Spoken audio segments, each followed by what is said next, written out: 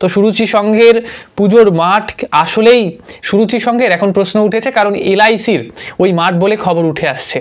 সেই এলআইসির প্রায় 21 কাঠা মাঠ, সেই জমি দখল করে সেখানে নাকি পূজা আর্চা করা হয়ে থাকে। আর সব থেকে বড় কথা, উনি তো বাংলা ছাড়া হয়েছেন, বাংলা ছেড়ে পশ্চিমবঙ্গ ছেড়ে এখন দিল্লিতে পাড়ি দিয়েছেন।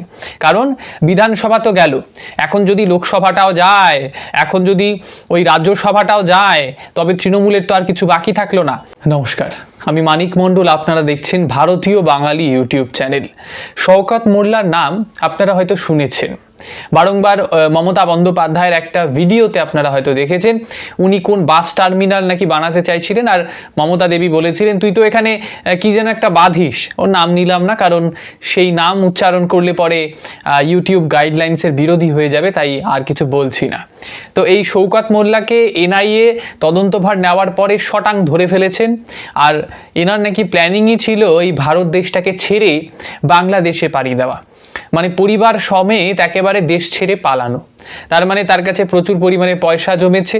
সাধারণ মামলা একটা, সেই মামলাকে কেন্দ্র করে তিনি কেন পালাবেন? সাধারণ মামলা এই কারণেই বলছি, এখানে তো পয়সার কোনো ব্যাপার স্যাপার এখনো আসেইনি। এনারা যে কত পরিমাণে কি পরিমাণে টাকা তছরূপ করেছেন সেটা একজন বাচ্চা বলে দিতে পারবে। আর আমি কোন শওকতের কথা বলছি? যে শওকতকে নিয়ে কিছুদিন আগে পর্যন্ত গান বাঁধা হয়েছিল, 1 2 3 4 শওকত মাতচোর। হ্যাঁ, সেই শওকত এর কথাই বলছি। আর এই শওকত মোল্লা নাকি রীতিমতো বাজি পটকা ফাটানোর জন্য অভিযুক্ত।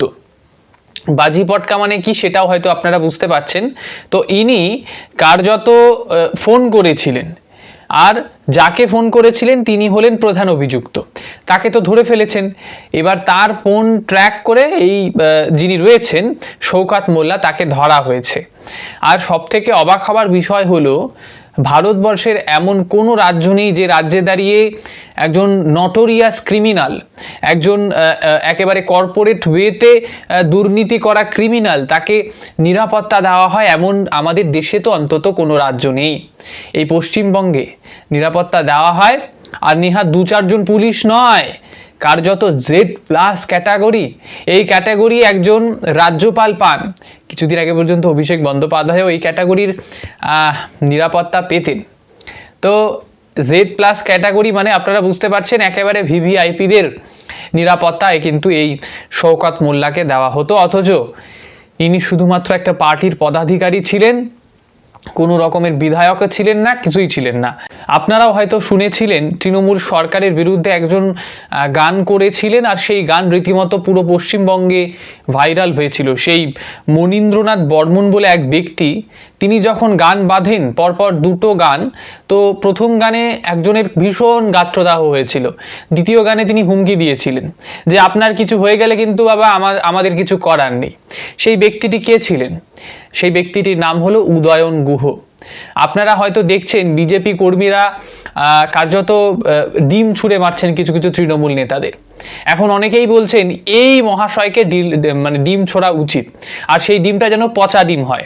আর এনাকে অনেকেই বলে থাকেন অপদার্থ, অসভ্য, সমাজ বিরোধী বুড়ো ভাম একটা, যে এতদিন ধরে পুরো পশ্চিমবঙ্গে দাপিয়ে বেরিয়েছে এবং উত্তরবঙ্গে দাঁড়িয়ে কার্যত মানুষদেরকে ভয় দেখিয়ে চলেছেন। এনাকে প্রথম অ্যারেস্ট করা উচিত প্রথমত। আর ইনি যে সমস্ত হুমকিগুলো দিয়েছিলেন প্রকাশ্যে রাস্তায়, সাধারণ মানুষের কাছে এনাকে ছেড়ে দেওয়া উচিত। সাধারণ মানুষ ডিম খাওয়াবেন নাকি অন্য কিছু তাকে চপ খাওয়াবেন, সেটা মানুষের উপরে ছাড়া উচিত। তো এই অসভ্য ইতরটাকে আগে জেলে ঢোকানো উচিত বলেই মনে হয়। মনীন্দ্রনাথ বর্মন বলে ব্যক্তিকে ইনি একেবারে বাড়িতে পর্যন্ত ঢুকতে দেননি। নির্বাচন আসে, নির্বাচন যায়, অথচ এই মনীন্দ্রবাবু নাকি বাড়িতে ঢুকতে পারেন না। দিনের পর দিন তাকে বাড়ি ছাড়া হতে হয়েছিল। আজ যখন বিজেপি সরকারে এসেছে তখন উনি বাড়িতে এসেছেন এবং মাথা ভাঙায় দাঁড়িয়ে একটা FIR লজও করেছে। সুতরাং এই যে উদয়ন গুহ, এই ধরনের নেতারা যারা কিছুদিন আগে পর্যন্ত কেউ স্টিম রোলার চালানোর কথা বলেছিলেন, কেউ বলেছিলেন এই নির্দিষ্ট একটি সম্প্রদায়কে এই করে দেব, তাদের মা বোনেদের এই করব, সেই তাদেরকে ধরে ধরে আজকে ডিম খাওয়ানো হোক। আর সেই ডিমগুলো ভালো ডিম দেওয়ার কোনো প্রয়োজনীয়তা বোধ করছি না, পচা ডিম দিলে একটু বেশি ভালো হয়। CAA বিরোধী আন্দোলন চলেছিল, আপনারা জানেন যে গোটা দেশব্যাপী এই আন্দোলন চলেছে। পশ্চিমবঙ্গ ব্যতিক্রম কিছু ছিল না, কিন্তু পশ্চিমবঙ্গে বাড়াবাড়িটা খুব বেশি হয়েছিল। মানে রেলের সম্পত্তি নষ্ট করা হয়েছিল, বাস জ্বালিয়ে দেওয়ার ঘটনা ঘটেছিল, এবং সবথেকে বড় কথা সরকারি বিভিন্ন রকমের জিনিসপত্র, মানে যেগুলো স্ট্যান্ড রয়েছে সেই স্ট্যান্ডে দাঁড়িয়ে ভাঙচুর, মানে যা পেরেছে তাই ভাঙচুর করেছে। কেন? কারণ প্রশাসনের ঠুটো জগন্নাথ হয়ে বসেছিল মমতা বন্দ্যোপাধ্যায় বিন্দু মাত্র আগ্রহ প্রকাশ করেনি যে সিএ বিরোধী আন্দোলন চলছে, আমরা এটাকে একটু আটকাই। কিন্তু ওনার কাছে ইস্যুটা ছিল বড় কথা। রাজ্য সবসময় কেন্দ্রের বিরোধিতা করবে, এটাই মমতা বন্দ্যোপাধ্যায়ের মূল নীতি ছিল। সে কারণেই হয়তো আজ তাকে বিদায় নিতে হয়েছে, তার ভাইপোকেও বাংলা ছাড়া হতে হয়েছে, দিল্লিতে দৌড়তে হচ্ছে। প্রতিবেদন এগোলে আপনারা বুঝতে পারবেন কেনই বা উনি সেখানে পাড়ি দিচ্ছেন। কিন্তু এই যে সম্পত্তিগুলো নষ্ট করেছেন যারা সিএর আন্দোলনের নামে, আপনারা জানেন যে প্রপার্টি আইন যে ওয়াকফ, সেই ওয়াকফ আইন বলা হয়ে থাকে, সেই আইনের বিরুদ্ধে অনেকে পথে নেমেছিলেন। কেউ কেউ প্রচুর পরিমাণে সম্পত্তি নষ্ট করেছিলেন, সরকারি সম্পত্তি বিশেষত। সেই তাদেরকে শুভেন্দু অধিকারী নির্দেশ দিয়ে ফেললেন। 2019 সালে এই সিএ বিরোধী আন্দোলন হয়েছিল, সেটা শুভেন্দু তো ভোলেনি, বরং আজ তিনি তার প্রশাসনকে জানিয়ে দিলেন যে সমস্ত ব্যক্তিরা বা কোনো গোষ্ঠীরা জড়িত ছিলেন এই সমস্ত ধ্বংসাবশেষ করার ক্ষেত্রে, তাদেরকে চিহ্নিত করে আইনের আওতায় আনা হবে। আপনারা এটা দেখতে পাবেন কিছুদিন বাদেই হয়তো তারা ধরা পড়বে, কারণ মিডিয়া সেগুলো কভার করেছিল। আর সেগুলো সব ইন্টারনেটে কিন্তু এখনও ছবি আপনারা খুঁজলে পরে পেয়ে যাবেন। গত 6ই মে এবং 19শে মে কালীঘাটে কিছু কিছু বৈঠক করেছিলেন মমতা বন্দ্যোপাধ্যায়। এবার সেই বৈঠকের যাবতীয় রকমের তথ্য প্রকাশ করলেন শোভনদেব চট্টোপাধ্যায়, যাকে বিরোধী দলনেতা করার নাম প্রস্তাব করা হয়েছিল তৃণমূলের তরফ থেকে। এবার সেই যে নথিপত্র, সেখানে স্পষ্ট দেখা যাচ্ছে বহু বিধায়ক এমন রয়েছেন যারা বাংলা এবং ইংরেজিতে সই করেছেন, প্রায় 67 জনের মতো রয়েছে, এবং যাদের মধ্যে কিছু কিছু ব্যক্তি রয়েছে যাদের নাম ক্যাপিটাল হরফে লেখা রয়েছে। তো শোভনদেব দাবি করছেন যে তখন তো আমাদের সঙ্গে বিধায়করা ছিলেন, এখন যারা গুটি কয়েকজন বেরিয়েছেন তাদের সঙ্গে অনেকেই দেখা যাচ্ছে যোগ দিয়ে সংঘবদ্ধভাবে একটা বিরোধিতা চালাচ্ছেন। শোভনদেবকে আর ওই বিরোধী দলনেতা মানতে তারা নারাজ। আর এই শোভনদেবের নাম প্রস্তাব করেছিলেন সে সময় মদন মিত্র। আপনারা জানেন মদন মিত্রর এই প্রস্তাবে সমস্ত বিধায়কেরা নাকি সায় দিয়েছিলেন। অরূপ রায় এবং চন্দ্রনাথ সিনহা এনারা ফিরহাদ হাকিমকে প্রধান হিসেবে বেছে নিয়েছিলেন। সুতরাং এই যে তাদের বেছে নেওয়া চিফ হুইপ এবং সেই শোভনদেব চট্টোপাধ্যায়কে বিরোধী দলনেতা করা, সব মিলিয়ে একটা কিন্তু জোর জল্পনা চলেছিল যে আগামীতে যে বিক্ষুব্ধ ঋতব্রত কিছু করতে পারে। দেখা যাচ্ছে সত্যি ঋতব্রত 60 জনকে ভাঙিয়ে কার্যত তৃণমূল দলটাকে ভাগ করে দিলেন নতুন তৃণমূলে এবং পুরনো তৃণমূল দিয়ে। যে পুরনো তৃণমূলে এখন অভিষেক বন্দ্যোপাধ্যায়কে থাকতে হচ্ছে, কারণ উনি নব্য তৃণমূলে এখন আর থাকতে পারবেন না। এখন ওনার জায়গা নিয়ে ফেলেছেন ঋতব্রত বন্দ্যোপাধ্যায়। আর সবথেকে বড় কথা, উনি তো বাংলা ছাড়া হয়েছেন, বাংলা ছেড়ে পশ্চিমবঙ্গ ছেড়ে এখন দিল্লিতে পাড়ি দিয়েছেন। কারণ বিধানসভা তো গেল, এখন যদি লোকসভাটাও যায়, এখন যদি ওই রাজ্যসভাটাও যায়, তবে তৃণমূলের তো আর কিছু বাকি থাকলো না। সুতরাং তাকে এখন দিল্লিতে পাড়ি দিতে হচ্ছে। আর কয়েক মাস রয়েছে দুর্গাপুজোর। তো সেই দুর্গাপুজোতে দাঁড়িয়ে আপনারা দেখেন যে দমদমের বিখ্যাত সেই যিনি বিধায়ক ছিলেন, আজ তিনি আর বাইরে নেই, সেই চাউমিন বিক্রেতা বা এগরোল বিক্রেতা, অনেকে বলে থাকেন মিঠুন চক্রবর্তীর পিএ, মানে ওই যার নাম সুজিত বসু, আর কেউ নয়। তো তার শ্রীভূমি কিন্তু জোর চর্চায় থাকে। সেই ক্লাব নিয়েও হয়তো আগামীতে কোনো না কোনো তথ্য বেরিয়ে আসবে, আপনারা সেটা জানতে পারবেন। কিন্তু আপাতত সুরুচি সংঘ চর্চায় রয়েছে। এই সুরুচি সংঘে দাঁড়িয়ে নাকি যে মাঠটা ব্যবহার করা হতো, সেই মাঠটা নাকি সেই সুরুচি সংঘ ক্লাবের নয়। সবথেকে বড় কথা, নিউজে দেখছিলাম যে এই সুরুচি সংঘে যখন প্রতিবাদ জানাচ্ছিলেন সেই তপন শিকদারের ভাইপো, আপনারা জানেন বিজেপির পুরনো নেতা যদি কেউ হয়ে থাকেন, একেবারে আদি নেতা, তিনি হলেন তপন শিকদার। আর তার ভাইপো আজকে কিন্তু বিধায়ক হয়েছেন সেখানকার। তো সেই সুরুচি সঙ্গে দাঁড়িয়ে যখন প্রতিবাদ হচ্ছে, একটা খবর দেখছি সেখানে দেখা যাচ্ছে সেই ক্লাবের উপরেও নাকি একটা বেডরুম বানানো, ঝাঁ চকচকে বাথরুম রয়েছে, একটা কলেজে বেডরুম রয়েছে, তো সুরেন্দ্রনাথ কলেজে, মানে কলেজ থেকে শুরু করে ক্লাব ঘর সব জায়গাতে এনারা খালি কিছু হলেই শুয়ে পড়ো আর অবৈধভাবে কাজ চালাও, মধুচক্র চালাও। এই পরিস্থিতি তৃণমূল কংগ্রেসের ছিল। কামিনী কাঞ্চন উভয়ই উপস্থিত ছিলেন এই তৃণমূল কংগ্রেস দলে। করুণ অবস্থা করে ছাড়তেন এই চোরেরা। তো সুরুচি সংঘের পুজোর মাঠ আসলেই সুরুচি সংঘের এখন প্রশ্ন উঠেছে, কারণ এলআইসির ওই মাঠ বলে খবর উঠে আসছে। সেই এলআইসির প্রায় 21 কাঠা মাঠ, সেই জমি দখল করে সেখানে নাকি পূজা আর্চা করা হয়ে থাকে, যাবতীয় রকমের অনুষ্ঠান সেই 21 কাঠার মাঠে হয়ে থাকে।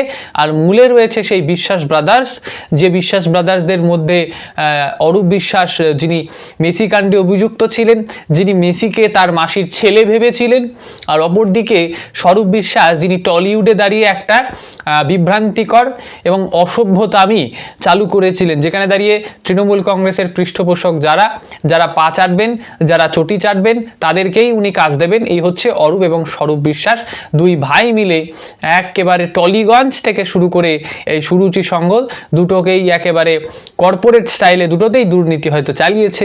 আগামী দিনে আপনারা সবটাই দেখতে পাবেন যদি এমন কিছু হয়ে থাকে। ফিরহাদ হাকিম এই কালই বোধহয় ইস্তফা দিলেন। সেই ইস্তফা দেওয়ার পরেই রাজ্যের তরফে একটা নির্দেশ দেওয়া হয়েছে, 3 দিনের মধ্যে আমাদের জানান যে এই যে পুরো বোর্ড, এটা রেখে এখন তাহলে কী লাভ, এটাকে ভেঙে দিই তাহলে আমরা। কারণ আপনারা দায়িত্ব নিতে চাইছেন না, আপনারা মেয়র পদ ছেড়ে দিচ্ছেন, তাহলে কিভাবে চলবে? তো পুরো বোর্ড থাকলে পরে মেয়র কে হবে? এখন দুটো প্রশ্ন উঠছে।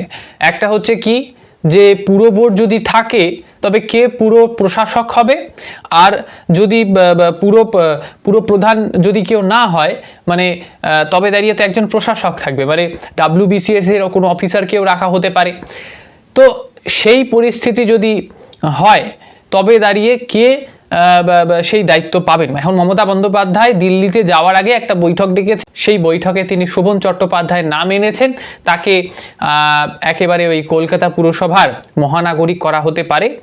কতদূর কি হয় আপনারা হয়তো দেখতে পাবেন, কিন্তু এখন আর ওই নিয়ম নেই যে আপনি কাউন্সিলর হলে পরেই আপনাকে ওই পুরো প্রধানের দায়িত্ব দেওয়া হবে, সেটা কিন্তু আর নেই।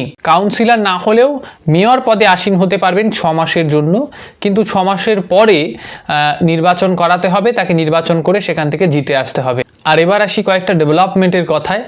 আজ শুভেন্দু অধিকারী এবং অশ্বিনী বৈষ্ণব যিনি রয়েছেন রেলমন্ত্রী, তাদের মধ্যে বৈঠক চলেছে। রাজ্যে দাঁড়িয়ে এখন একটা বুলেট ট্রেনের খবর উঠে আসছে, যেটা দিল্লি থেকে শিলিগুড়িতে 6 ঘন্টায় পৌঁছে যাবে। এই বুলেট ট্রেন রাজ্যে আসলে পরে কিন্তু যে যোগাযোগ ব্যবস্থা সেটা আরও দৃঢ় হবে। আপনারা বুঝতেই পারছেন, শিলিগুড়ি থেকে দিল্লি যেতে হলে একেবারে 6 ঘন্টায় পৌঁছে যাবেন। আর অগ্নিমিত্রা পাল একটা কথা বলেছিলেন যে উচ্ছিষ্ট ফুলগুলো দিয়ে কিছু করার কথা। আপনারা জানেন হিন্দু ধর্মকে সফট টার্গেট বারে বারে করা হয়ে থাকে। সেটা আমির খান থেকে শুরু করে সালমান খান, মানে ওই সলমন ভাই, অমির ভাই, এনারা বরাবরই হিন্দু ধর্মদের টার্গেট করে। আর সেকুলারিপনা যারা দেখান তারাও হিন্দু ধর্মকেই টার্গেট করেন, কারণ হিন্দুরা তো আর ওই সংঘবদ্ধভাবে প্রতিরোধ করেন না। সবাই ভাবেন যে এদের ওখানে ওই হিন্দুদের হচ্ছে, আমাদের তো কিছু হচ্ছে না, ওইটা তো আলাদা এরিয়া যখন ভাগ হয়ে যায়, যখন ধর্ম এবং কাস্টে ভাগ হয়ে যায়, যখন পয়সা বেশি পয়সা কমে ভাগ হয়ে যায়, তখন দাঁড়িয়ে কিন্তু মুশকিল।